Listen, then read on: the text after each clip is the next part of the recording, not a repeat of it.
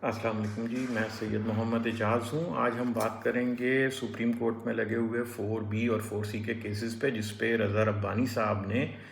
5th मई को, 6th मई को और 7th मई को अपने आर्ग्यूमेंट्स जारी रखे फेडरल बोर्ड ऑफ रेवेन्यू की तरफ से। और उनके आर्ग्यूमेंट्स जो हैं उनको हम समराइज़ कर सकते हैं चंद पॉइंट्स के अंदर। पहली चीज़ जो है वो ये है कि it's a compulsory extraction, it's assess akin to tax, there are no services provided, so there is no quid pro quo, which are the essential elements of the fee.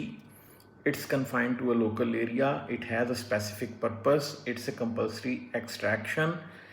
and it is not an income tax, it is a super tax, and it is charged under entry 47. It is charged on income,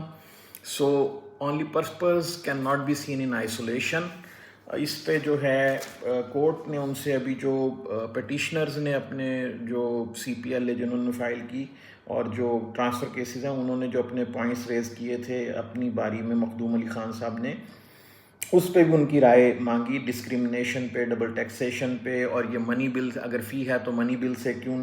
की गई है, क्योंकि east Pakistan Chrome tannery में WWF के case में ये ख़त्म की जा चुकी हुई है कि फ़ी जो है वो मनी बिल के ज़रिए चार्ज नहीं की जा सकती। और फिर कॉम्पिटेंस टू टैक्स के हवाले से भी सवाल किया गया। इस पे अभी रज़ा रब्बानी साहब जो है अपने आर्ग्यूमेंट्स जारी रखेंगे। अब सवाल यहाँ ये पैदा होता है कि ईस्ट पाकिस्तान क्रोम टैनरी का जो केस है वो, या इनकम सपोर्ट लेवी का केस है, वो बहुत रेलिवेंट हैं। और इसलिए रेलिवेंट हैं कि देखिए वहाँ पे भी कंपल्सरी एक्सट्रैक्शन थी, वहाँ पर भी जो है क्या नाम लेते हैं, चार्ज ऑन इनकम था, वहाँ पे भी स्पेसिफिक पर्पस था लेबर वेलफेयर का, वहाँ पे भी जो है जो आपकी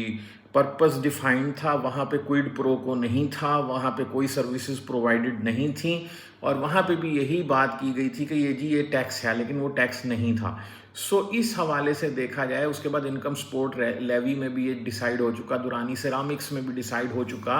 और इंडिया के ऊपर जो इन्हसार किया जा रहा है कि इंडिया की जजमेंट्स बताई जा रही हैं, तो इंडिया में स्पेसिफिक प्रोविजंस मौजूद हैं उनके कॉन्स्टिट्यूशन के अंदर, जो फेडरेशन, जो उनकी यूनियन है उसको अलाउ करती हैं कि वो टैक्सेशन कर सके ऐसी, जो सिर्फ फॉर द पर्पज़ ऑफ